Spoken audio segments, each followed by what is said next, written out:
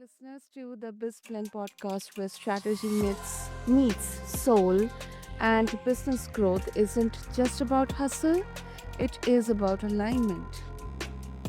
Now, today in this episode, we are diving into the world of business development, event management, and influencer marketing with a guest who has mastered all three.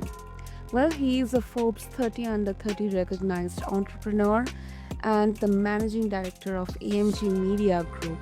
It's a powerhouse 360-degree agency driving growth across Europe's tech, business, health, and even gaming sectors.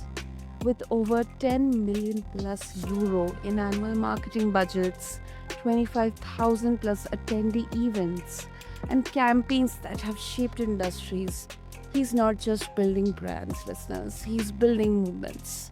So, meet my incredible guest, George Kourakos. So, George, welcome to the show. Well, Sana, it's a pleasure being with you. Thank you for having me. Yeah, absolutely.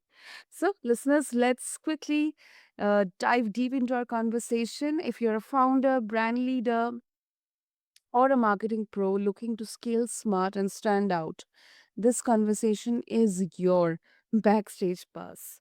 So great, George. You have led campaigns across wildly different industries. I mean, there's health, then there's gaming, and then there is tech, and that is absolutely awesome.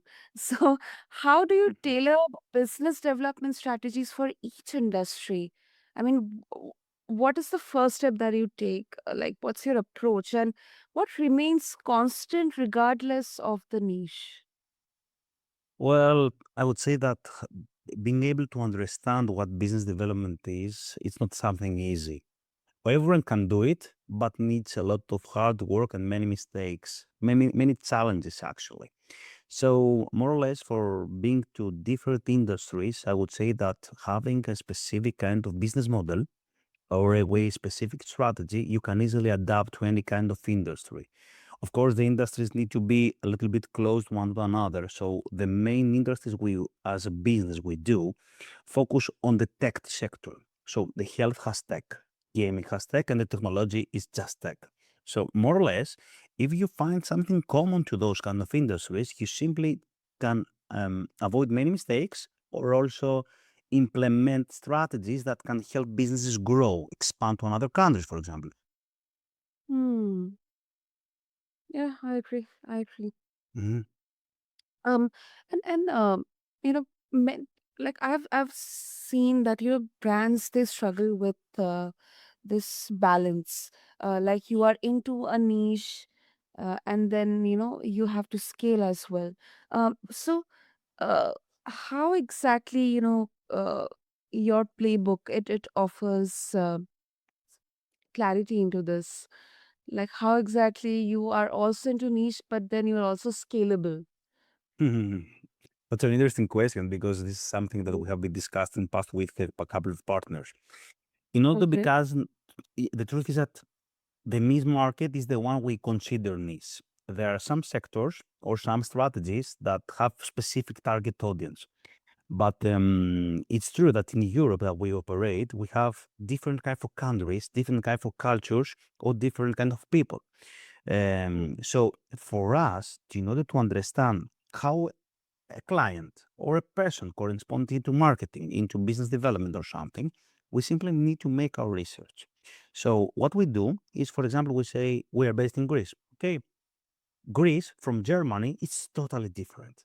Yeah. Greece has more vibe of summer, more cozy, more different way. Germany has more business sector. It's quite different how you approach its kind of industry or market specifically. So for us, I would say that having written down what exactly is the customer profile is the only way to understand the market. So if we have a German guy, a Greek guy, totally different markets. We need to understand the needs, the political situation, the economic situation they are in.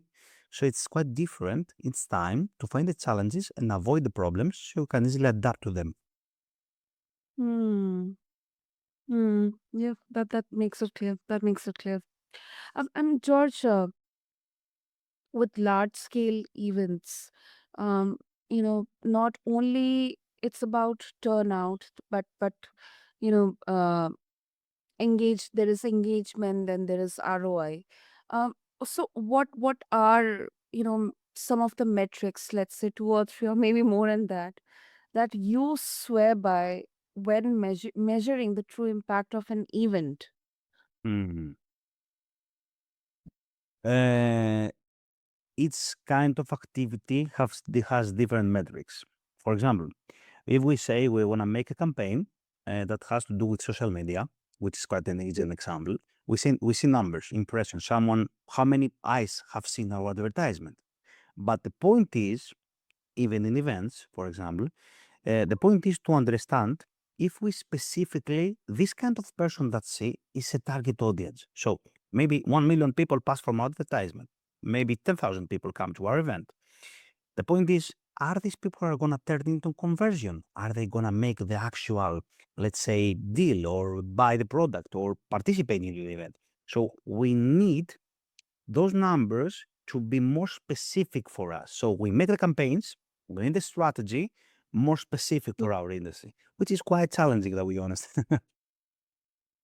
Yeah, right. That's right. And then, let's say because we have so many founders listening to this conversation. Um, so uh, if they're looking to host their first event, Mm. what KPIs should they prioritize from the beginning? The quad question is what kind of event, how many people they would like to approach, what kind of industry. So for me, my point of view is that uh, first you need to understand what is this kind of event you want to do and what do you target. For example, when you make gaming events, you need to attract influencers. You need to attract gamers. So influencer marketing is for gaming events. On the other hand, a tech event, you might need LinkedIn as a platform of advertisement. Might be Mm. Facebook. Sorry. Also, if you would like to specific target or vast your exposure, it's up to totally what is your customer profile, who you expect to come to this event. So by doing these kind of questions to yourself, you can easily understand which platform represents you, let's say. Hmm. And George, as we're talking about even marketing, influencer marketing currently it's noisy. It's Mhm. often overhyped.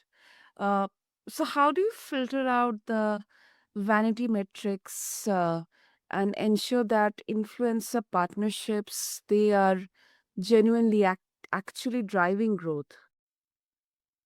Well, that's quite an interesting question, and it's not just a podcast of 30 minutes, for example, but Yeah, hours.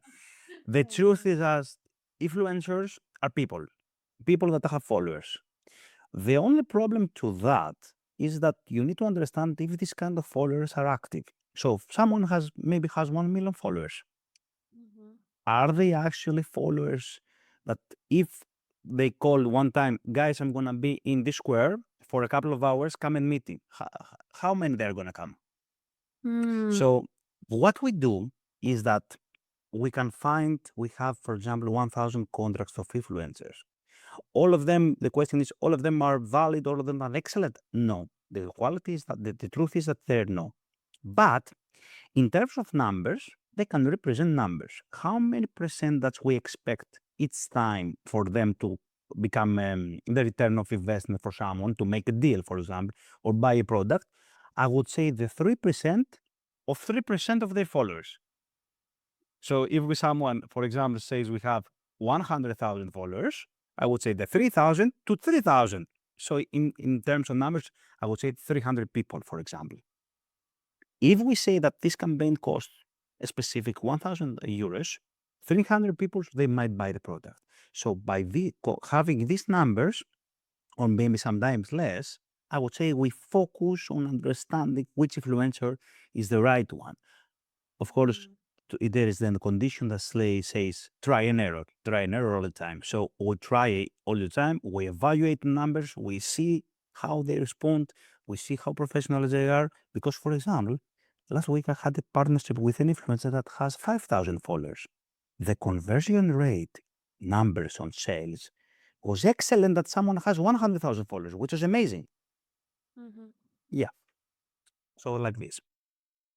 Yeah, and I think that that's quite a very fundamental and actually a good approach to this, because you are absolutely right. That's, I think, the whether it's a genuine followership, a genuine engagement or not, I think it definitely can be tested.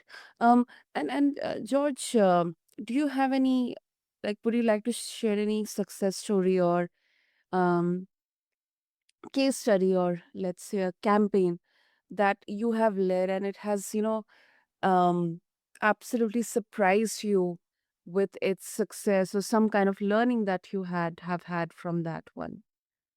I would say that I have numbers. For example, in terms of events, for example, last month we had the opportunity of making a huge booth event of 150 square meters in 2 days. I have a huge client in terms Okay. of tech. I don't know if I should mention it, but doesn't matter. It's a tech company, mobile tech company, one of the biggest, top four in the world. And they called me at night, 12 o'clock at night, George, I need your help. And I say, okay, I can help you. I want to make you me a booth. And I say to me, when? In 2 days. Ah, okay. So the funny part was that in that condition, if we were not ready to have this kind of implementation, make a booth, make an event for them in 2 days, we couldn't make it. So planning and execution can happen all the day, can work for months. But the point is that are you anytime ready for someone to call you and help them make this happen? In another way, for example, a good success story was the events we were making and the events we make. For example, some major music festivals, some major tech events. Uh, I consider important to that by using influencers in a correct way, investing budget and making good strategies, we maximize viewership up to 40 million people. So with the numbers for an event to go up to 40 million organic people just by influencer marketing is amazing. So Hmm. these numbers, they help us to understand the importance of the correct way of having your brand, the correct way to have your business and the model. So anyone who wanna make an event, a new event, I would say that focus down. What are your needs? What are the experts you would like to focus? How you can approach them? And if you need help, we are here to help, for example. Hmm. Oh, yeah, yeah, correct. And George, with the AMG Media's 360-degree approach, um, how do you ensure that cohesion across departments, especially when scaling across different countries, like you mentioned in the beginning, or running simultaneous campaigns? How exactly it is maintained? Because that can be really tough. It's not easy. The truth is that it's not easy. And the point is that we simply have excellent personnel trained to do anything they can't. So more or less, I would say that our personnel is split it into groups to handle different kind of sectors and different kind of industries or countries. So by this, we correspond in a way that is more applicable and we formulate our strategy quite different. For example, when a person, an account manager, has to do with the German market or the Central Europe market, he doesn't go, for example, to the more Balkan way, the Greece, Bulgaria, Albania, all these countries. So because he is focused there, we don't need to take him back to us, to this region, because it's gonna confuse him how he should respond and how people correspond in this way. Exactly. Mm, mm. Great, great. George, it's a very, very learning episode. Very, um, lot of insights from this conversation. So, if our listeners they would like to connect with you for further exploring more and also explore more about the work AMG Media 360 Degree is doing, what will be the best way? The best way is just go by the website AMG Media, Middle Square Media.gr. There they can find us. They or also by LinkedIn. They search me by George Kourakos. They can easily help them make it happen. Wonderful. I'll make sure to have all the links in the show notes for the listeners. And George, I feel this was a masterclass in modern marketing, strategic growth, and the kind of visionary leadership in the industry that is needed right now. So, thank you so much for your refreshing, actionable insights, and of course, hard-earned lessons. Thank you. Thank you so much. It was a pleasure, and I'm sure that everyone listening to this kind of podcasts can understand how maybe they follow their steps. And of course, guys, healthy mind is the point. So consider it. Thank you. Thank you for adding that, George. So, listeners, if you are ready to launch, scale, or partner with purpose, just refer to the show notes along with this episode to connect with George and explore more about uh, his company, AMG Media's 360 Degree. And also, um, before we wrap up, a huge thank you to all of you for being a part of this podcast. If you enjoyed today's episode, do subscribe, share, and leave us a review on your favorite platform. Let's keep the blend going until next time. Thank you.